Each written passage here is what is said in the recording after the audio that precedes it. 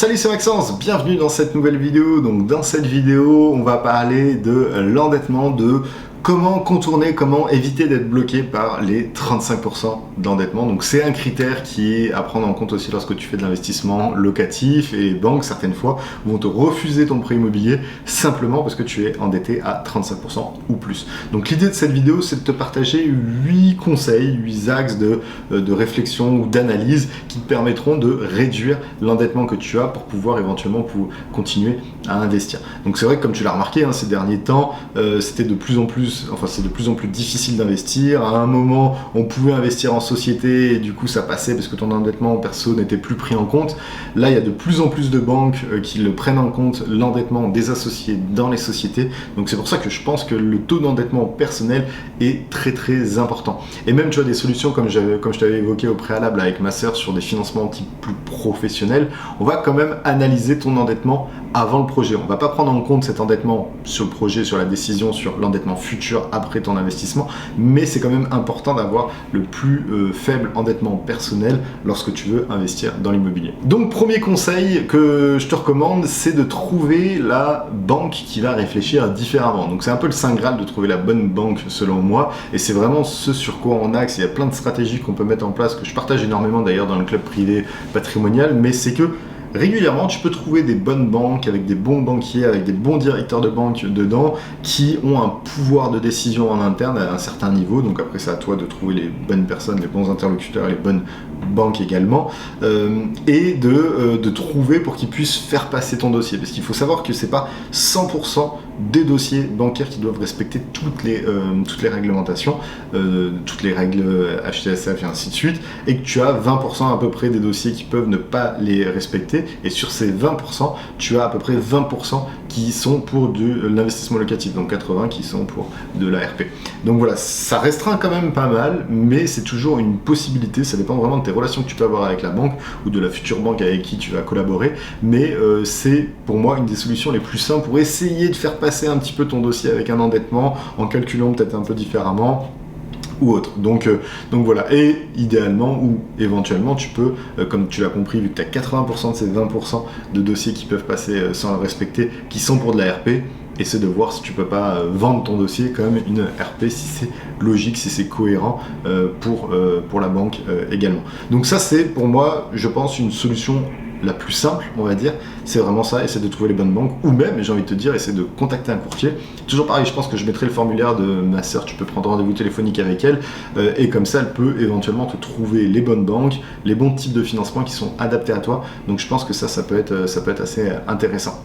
Deuxièmement, c'est de rallonger actuellement ou de renégocier tous les prêts que tu as, parce que actuellement, tu as peut-être des prêts, si tu es endetté actuellement, si tu es à peu près à 30-35% d'endettement, et du coup tu peux essayer de réduire ton endettement en rallongeant éventuellement les prêts, en les renégociant éventuellement sous différents types de conditions, mais ça c'est des possibilités qui peuvent te désendetter très rapidement, très facilement. Moi je sais que par exemple j'ai certains prêts qui sont assez flexibles, où je peux rajouter au bout d'un an par exemple de remboursement des mensualités, je peux rajouter 5 ans sur le prêt. Donc ça veut dire que ça va me réduire considérablement les mensualités, et du coup ça va me désendetter un petit peu, et c'est potentiellement ce qui va me permettre de pouvoir renchaîner sur un nouveau projet. Donc ça c'est intéressant de voir un petit peu tous tes prêts que tu as. Des fois le fait de regrouper certains prêts, tu auras un taux global qui sera plus intéressant, avec une durée que tu pourras augmenter aussi. Tu as plein d'optimisations que tu peux faire. Toujours pareil, les courtiers peuvent être des bons conseillers sur ça, sur analyser un petit peu ta situation actuelle, est-ce que tu peux optimiser et renégocier, et ça peut être intéressant parce que c'est ce qui peut te permettre très facilement, si tu as déjà des prêts immobiliers, de te désendetter et du coup de réduire et d'augmenter tes chances d'obtenir un nouveau financement. Troisième solution, du coup, c'est de mettre plus d'apport dans un projet. Parce que des fois, tu vas t'endetter parce que tu vas vouloir financer à 100-110% ton projet. Et des fois, le fait de mettre de l'apport, c'est que ça va réduire ton montant total emprunté, et du coup, ça va réduire ton endettement, parce que si tu gardes une même durée avec un montant total plus faible, tes mensualités seront un peu plus faibles, et du coup, c'est ce qui te permettra d'obtenir un financement. Et après, Ça, c'est aussi pas mal de choses qu'on voit. Il y a plein de stratégies qui te permettent de récupérer rapidement l'apport que tu as mis. Donc ça, j'en parle beaucoup dans le club privé aussi patrimonial. Si ça t'intéresse, on prend rendez-vous téléphonique avec nous aussi. Mais ça, c'est vraiment quelque chose qui est intéressant de, ok, je vais peut-être mettre de l'apport dans un premier temps pour obtenir ce produit-là, mais ma stratégie est quand même d'obtenir de récupérer cet argent-là très rapidement, donc dans un second temps. Donc c'est un peu une avance de trésorerie que tu pourrais avoir, mais potentiellement, c'est ce qui peut te permettre de réduire ton endettement futur avec le projet que tu as envie de faire actuellement. Quatrième solution, c'est de s'associer avec des personnes qui elles, sont moins endettées et du coup d'utiliser le faible endettement qu'elles ont à ton avantage également. Donc pour ça, tu peux te structurer éventuellement, tu peux créer une structure, une SCI, une SARL, une SAS, bref, peu importe. Ça, n'hésite pas à te faire accompagner également toujours par des professionnels. Mais des fois, le fait de s'associer avec des personnes qui ne sont peu ou pas du tout endettées va te faire que l'endettement global, du coup, est beaucoup plus faible que si c'était toi tout seul. Donc ça, c'est des solutions qui sont importantes. Fais attention que vous ayez bien évidemment les mêmes visions, que vous cadrez bien ça avec éventuellement un pacte d'associés, que voilà, vous mettez bien tout au clair avant de faire les projets. Mais pour moi, le fait de s'associer, ça peut vraiment être intéressant. Et d'ailleurs, sur la solution qu'on parlait avec Emeline sur le financement un petit peu plus professionnel, c'était typiquement ça. Tu t'associes avec des personnes qui ont une forte valeur nette, qui sont peut-être pas trop endettées. Et du coup, c'est ce qui va te permettre de trouver des meilleurs financements et d'obtenir également des financements, même si toi, à titre perso, tu es déjà endetté actuellement. Donc, trouve une personne avec qui tu pourrais t'associer, qui est à peu près dans le même état d'esprit que toi, ou qui te fait une confiance aveugle. Et même ça, je le recommande pas forcément, mais bon, on sait jamais. Et du coup, c'est ce qui peut te permettre de trouver un financement et de contourner ces 35% d'endettement. Cinquième conseil, c'est de revendre éventuellement des biens que tu peux avoir. Donc c'est ce que j'appelle faire de l'arbitrage. Des fois, tu as des biens qui sont peu ou pas rentables, ou des fois, tu as des biens qui ont des trop grosses mensualités et qui sont plus cohérents avec ta stratégie. Des fois, c'est bien de se poser, de se dire, ok, maintenant je vais faire une analyse globale de qu'est-ce qui est rentable, qu'est-ce qui l'est pas. Si celui-ci est rentable, mais je peux prendre une plus-value énorme, pourquoi pas essayer de le revendre, comme ça me permet de rembourser ce crédit, de me désendetter et de récupérer du cash qui te permettra éventuellement de faire un apport que tu vas récupérer après, tu vois, on en revient un peu à ce qu'on faisait avant. Mais l'arbitrage, selon moi, c'est vraiment essentiel et surtout maintenant. Et c'est vrai que des fois, quand tu analyses, moi je fais pas mal de coaching individuel aussi avec des personnes, dès que tu analyses un petit peu le patrimoine, c'est là où tu vois des axes que tu peux améliorer et te dire, regarde, si tu fais ça comme ça, là ça va te permettre de réduire ton endettement, tu vas récupérer du cash, ou tu vas te désendetter un peu, ou ci ou ça, ou là tu t'enlèves une épine du pied parce que c'est un truc qui est pas du tout rentable, c'est en perte. Enfin, il y a plein de choses à faire. Et selon moi, l'arbitrage, c'est quelque chose qui est intéressant parce que en fonction de ta stratégie, en fonction de là où tu as envie d'aller et en fonction de ce que tu as actuellement, tu peux réoptimiser ce que tu as pour repartir. Parce que des fois, tu as pu avoir une stratégie initiale de démarrage d'une certaine stratégie qui va évoluer en fonction de ta carrière, en fonction de tes ambitions. Et des fois, c'est pour ça que c'est important de voir ce que tu as fait, de voir si c'est toujours cohérent avec le nouvel objectif sur lequel tu tends. Sixième conseil, c'est si tu as des crédits conso, solde-les tous. Parce que vraiment, les crédits conso, c'est quelque chose qui va peser dans ta balance. Alors c'est vrai que j'ai fait une vidéo sur investir avec des crédits conso, mais là c'est encore différent, c'est que des fois tu as des personnes qui ont des crédits conso, j'ai une voiture, elle me coûte 500 balles par mois. Ouais, mais 500 balles pour un crédit IMO sur 25 ans, c'est quasiment 100 000 balles. Donc t'imagines, c'est quand même...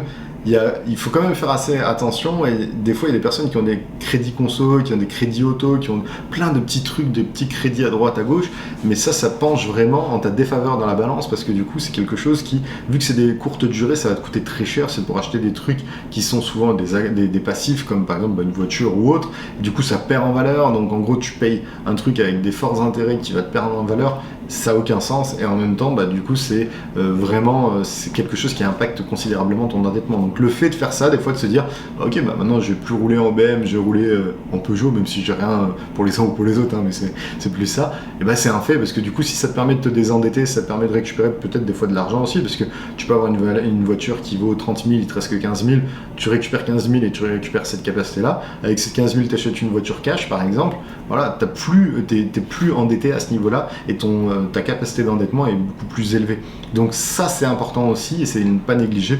Regarde un petit peu, et des fois c'est des petits crédits à 50-100 balles par mois, ça peut être un téléphone, ça peut être n'importe quoi, une télé par exemple, et ça si tu arrives à les solder très rapidement, c'est vraiment très très puissant, et c'est vraiment ce que je te recommande aussi de faire.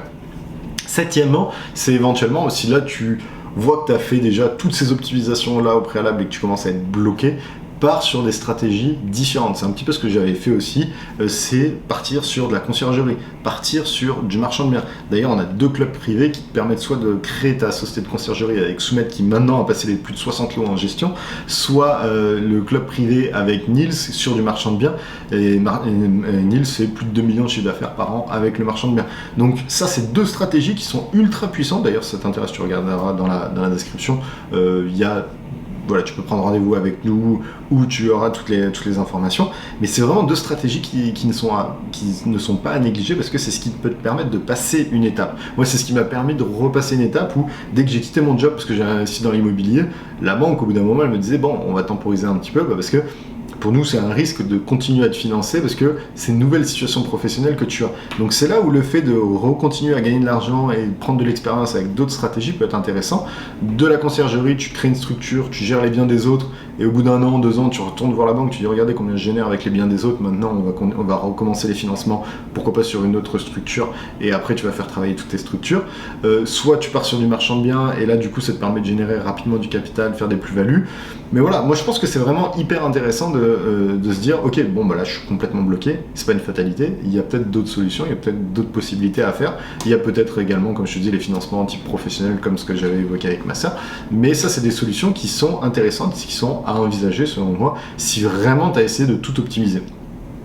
Et 8e conseil qui rejoint d'autres vidéos également que j'avais faites récemment, c'est d'investir ailleurs. Si tu ne peux plus investir dans l'immobilier en France, et que tu as éventuellement, tu vois, moi j'ai des personnes, ils ont des capitaux, enfin ils ont de l'argent sur leur compte, des fois plus que le bien qu'ils ont envie d'investir, mais ils ne peuvent pas parce qu'en France ils sont trop bloqués, trop de risques, bref, différentes raisons, bah va ailleurs.